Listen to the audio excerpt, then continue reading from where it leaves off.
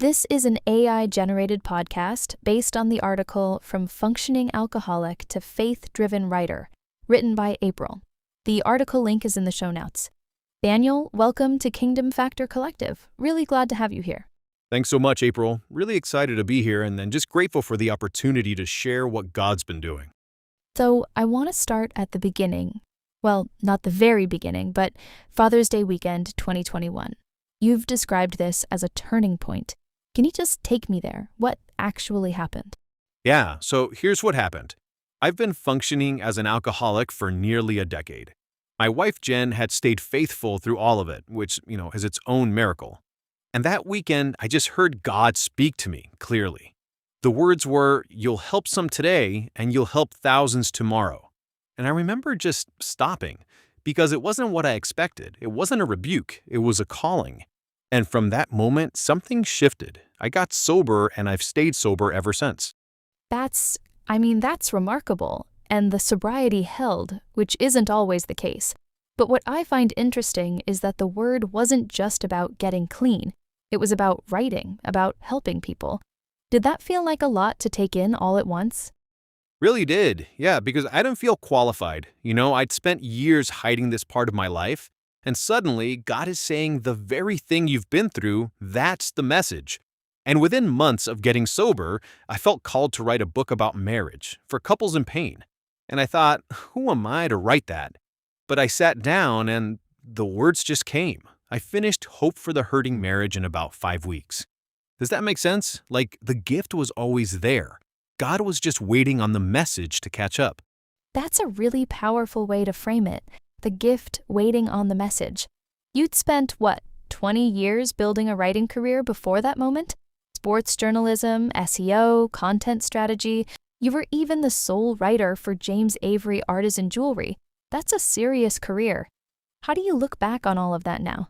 I used to wonder if those years were kind of wasted. Like, I was good at the work, but there was this quiet restlessness. I felt this nudge from God to pursue more purpose-driven work. I wanted to write about faith and help people, not just promote products. But looking back now, every single season, the newsrooms, the SEO, the corporate writing, God was sharpening tools. I just didn't know what he was building yet. So then you left James Avery, and I want to dig into that because from the outside, that looks like a crazy decision. Good pay, real flexibility, work that used your skills. What did that conversation look like with Jen? Because she's been through so much with you already.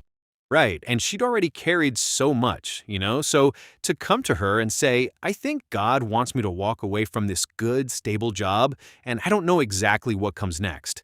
From a worldly perspective, it made little sense. But we prayed through it together, and over time, God kept confirming it. So we stepped out, and then there were 6 months of closed doors, uncertainty, just waiting. And that waiting, that's where you find out if what you felt was real or just restlessness dressed up as calling.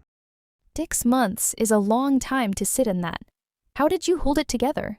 Honestly, prayer and Jen. We tithe and we trust, even through seasons of financial uncertainty.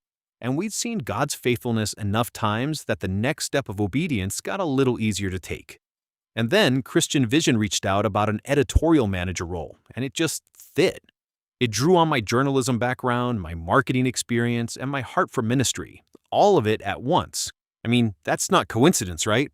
That's not coincidence, and now you're helping churches and ministries communicate the gospel more effectively, which is pretty full circle. I want to ask you about something you said about leaders going first.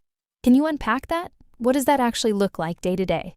Yeah, so I think a lot of leaders want authenticity and vulnerability in their organizations, but they're not willing to model it themselves. And it doesn't work that way. If you want your team or your church or your workplace to be a place where people feel safe being real about their faith, their struggles, their story, you have to go first. You have to be willing to say, here's where I've been, here's what God has done. When leaders do that, it creates permission for everyone else. And I think about my own story. I'm not hiding the decade of addiction. That's part of what God's using. That takes real courage, especially in professional settings where there's often this pressure to have it all together.